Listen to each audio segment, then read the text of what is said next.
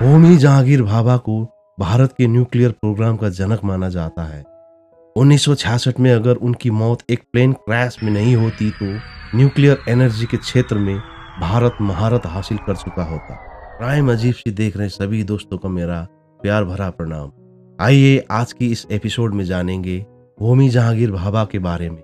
अगर होमी जहांगीर भाभा की मौत एक प्लेन हादसे में नहीं होती तो शायद भारत न्यूक्लियर साइंस के क्षेत्र में कई बड़ी उपलब्धि हासिल कर चुका होता। सिर्फ 56 साल की उम्र में भारत में न्यूक्लियर एनर्जी प्रोग्राम के जनक होमी जहांगीर भाभा की मौत हो गई।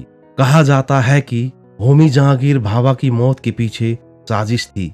भारत के न्यूक्लियर एनर्जी प्रोग्राम को रोकने के लिए भाभा की मौत की साजिश रची गई थी।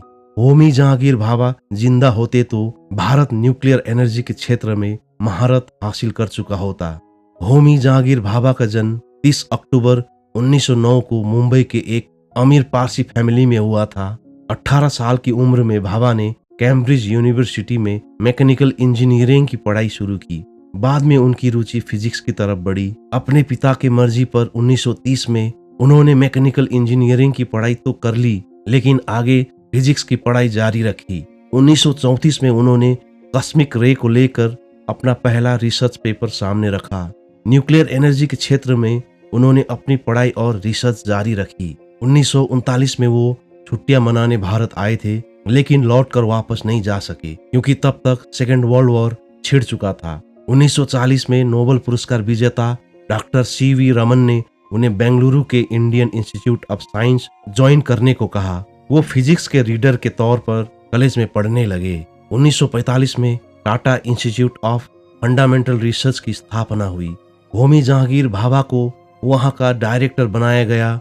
1948 में वो ट्रॉम्बे एटॉमिक एनर्जी एस्टैब्लिशमेंट के डायरेक्टर बनाए गए। बाद में इंदिरा गांधी ने उनकी याद में संस्थान का नाम बदलकर भाभा एटॉमिक रिसर्च सेंटर कर दिया। होमी जहांगीर भाभा की मौत एक विमान हादसे में हुई थी, लेकिन कहा जाता है कि वो विमान हादसा जानबूझकर करवाया गया था। अमेरिका नहीं चाहता था कि भारत का न्यूक्लियर प्रोग्राम आगे बढ़े, इसलिए अमेरिका खुफिया एजेंसी CIA ने होमी जहांगीर भाभा जिस प्लेन से जा रहे थे उसका क्रैश करवा दिया। हालांकि इसे कभी साबित नहीं किया जा सका। 24 जनवरी 1966 को होमी जहांगीर भाभा एयर इंडिया के फ्लाइट नंबर 101 से सफर कर रहे थे। मुंबई से न्यूयॉर्क जा रहा एयर इंडिया का बोइंग 707 विमान माउंट ब्लैक पहाड़ियों के पास हादसे का शिकार हो गया। इस हादसे में होमी जहांगीर भाभा समेत विमान में सवार सभी 117 यात्रियों की मौत हो गई थी। उस समय से इस हादसे को लेकर कई बातें हुई। कई लोगों का मानना है कि इस विमान को साजिश के जरिए दुर्घटना का शिकार बनाया गया। कुछ लोगों का मानना है कि विमान में बम धमाका हुआ था, जबकि कुछ का कहना है कि इसे मिसाइल या लड़ाकू विमान के जरिए गिराया गया था। इसके पीछे तर्क है कि CIA ने भारतीय परमाणु कार्यक्रम को रोकने के लिए भाभा की हत्या की साजिश रची थी, लेकिन इसे कभी साबित नहीं किया जा सका। आधिकारिक तौर पर जो जानकारी निकलकर सामने आई उसके मुताबिक जेनेवा एयरपोर्ट और फ्लाइट के पायलट के बीच गलतफहमी हुई थी। माउंट ब्लैक की पहाड़ियों के बीच फ्लाइट के लोकेशन को लेकर कंफ्यूजन हुई थी, जिसकी वजह से विमान हादसे का शिकार हुआ। इसके बाद विमान का कुछ पता नहीं चला। 2017 में उस विमान हादसे के कुछ सबूत हाथ लगे थे। फ्रांस में आल्प्स पहाड़ियों के बीच स्थित माउंट ब्लैक पर एक खोजकर्ता को मानव अवशेष मिले थे। उस वक्त बताया गया कि ये अवशेष उन लोगों के हो सकते हैं जो 1966 के एयर इंडिया फ्लाइट क्रैश में मारे गए थे। मानव अवशेष की खोज करने वाले डैनियल रोसे ने कहा था कि मैंने इससे पहले इन पहाड़ियों पर कभी भी मानव अवशेष जैसे साक्ष्य कभी नहीं पाए थे। इस बार मुझे एक हाथ और एक पैर की ऊपरी हिस्सा मिला है। हालांकि बाद में पता चला कि वो अवशेष किसी महिला की थी। हो सकता है वो महिला की जान किसी विमान हादसे में हो गई हो।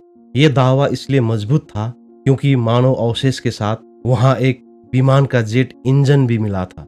होमी जहांगीर भाभा की रहस्यमय मौत की एक और थ्योरी 2008 में आई। 2008 में एक वेबसाइट ने एक पत्रकार गैरी डगलस और CIA अफसर रॉबर्ट क्राओली के बीच हुई एक बातचीत छापी। इस बातचीत में क्राओली कह रहे थे कि भारत ने 60 के दशक में परमाणु बम पर काम शुरू कर दिया था जो हमारे लिए समस्या थी। रॉबर्ट के मुताबिक भारत ये सब रूस की मदद से कर रहा था।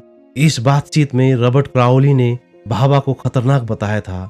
क्राउली के मुताबिक भाभा जिस वजह से वियना जा रहे थे, उसके बाद उनकी परेशानी और बढ़ती।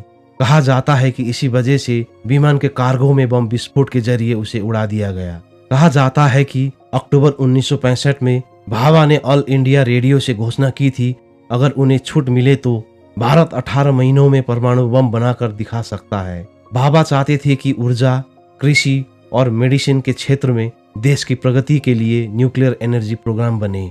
भाभा ये भी चाहते थे कि देश की सुरक्षा के लिए परमाणु बम बने। कहा जाता है कि भारत की तरक्की को देखते हुए अमेरिका डर गया था।